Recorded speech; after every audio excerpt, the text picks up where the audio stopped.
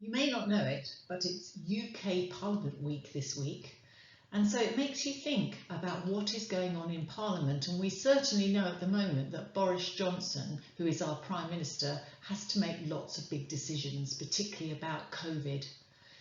But also the other things that Parliament do are ask big questions. They have to think very deeply and debate, that means discuss the issues that are important to them. This is a film that tells you all about what happens in Parliament and its history.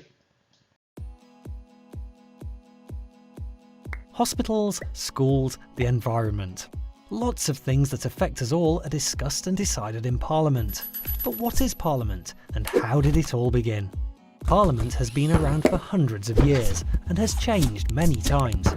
Way back in 1215, King John put his seal on Magna Carta and agreed to a list of 63 rules set out by a group of barons. These were important landowners who advised the king. This meant that for the first time no one, not even the king, could break the law of the land. 50 years later, Simon de Montfort, for the first time, invited representatives of the towns and shires to his 1265 Parliament. From this point onwards, the power to make decisions for the nation passed, over time, from the king or queen to Parliament.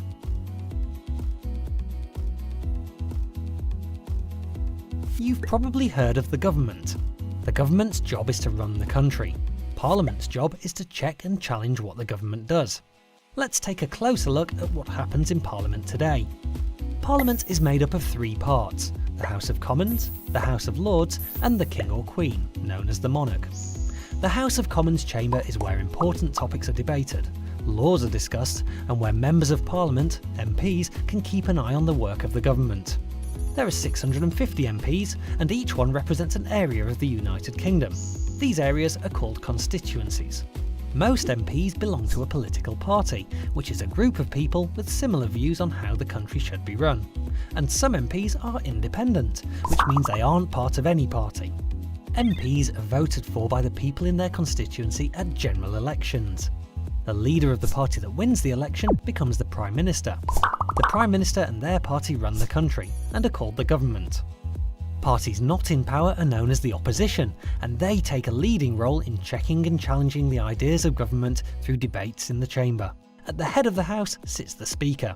It's their job to make sure debates are kept in order. Sometimes they can get very lively. The second part of Parliament is the House of Lords, and it shares the job of making laws with the House of Commons. There are around 800 members, and most are life peers. Life peers are chosen for their knowledge and experience, so they can use their special skills to look carefully at new laws. Anyone, including you, can nominate somebody to be a life peer. Successful nominations are then recommended by the Prime Minister and approved by the monarch. Once approved, you become a lord if you're a man, or a baroness if you're a woman, and you are then a member of the House of Lords, a peer for the rest of your life. In the House of Lords, there is also a small group of hereditary peers who have had their position passed on to them by their family, and some bishops. The third part of Parliament is the monarch. This role is mainly ceremonial these days. They meet the Prime Minister once a week to hear what's going on in Parliament, and sign every new law. Both the House of Commons and the House of Lords share the job of making laws. But where do laws come from in the first place? A law is a rule we've all agreed to live by. Laws help everyone understand what we must and must not do. Ideas for new laws are called bills. They can be suggested by lots of different people, including political parties and campaign groups. A bill can begin in the House of Commons or the House of Lords. MPs and Lords always check bills very carefully, because making and changing laws affects everyone in the country. They do this by holding debates in each house, where they can discuss what they agree and disagree with in the bill and suggest changes. Sometimes a bill can go backwards and forwards between the two houses lots of times. This is called parliamentary ping-pong. Once the two houses agree, then it's the monarch's turn. It's their job to formally agree the bill. This makes it an Act of Parliament, and only then is it a law. In the UK, we live in what's called a democracy. This means we let as many people as possible have a say in how the country is run. We do this through our rights to vote in elections. For many years, lots of people in the UK fought to get the rights to vote that we have today, and now every eligible person aged 18 and over can vote. There are lots of different types of elections to vote in: general, local, and European. Let's take a closer look at how Members of Parliament, MPs, are voted into the House of Commons in the general election. General elections take place in the UK usually once every 5 years. Voting takes place on one day, called polling day. People go to polling stations set up across the country.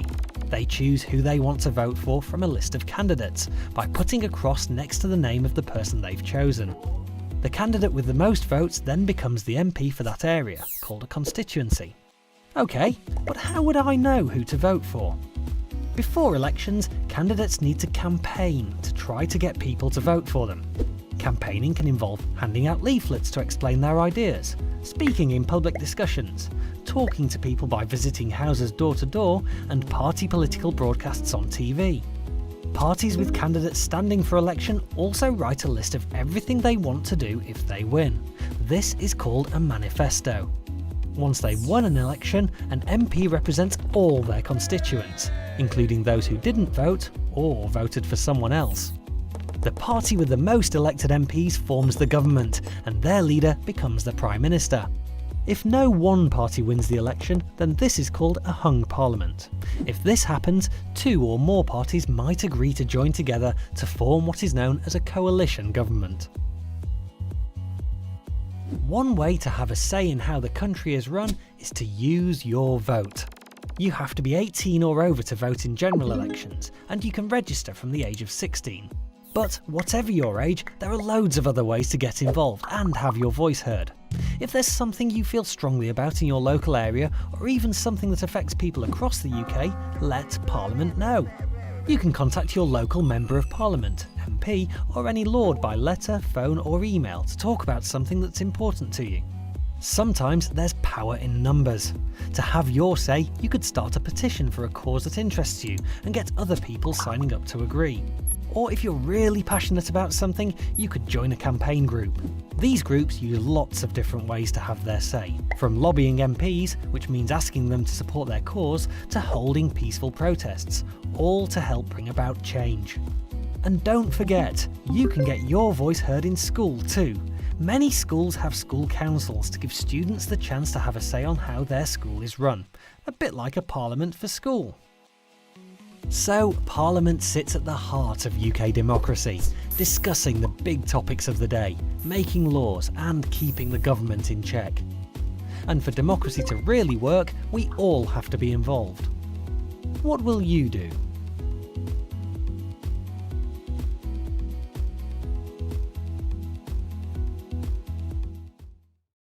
This is a picture, a real picture of the Houses of Parliament.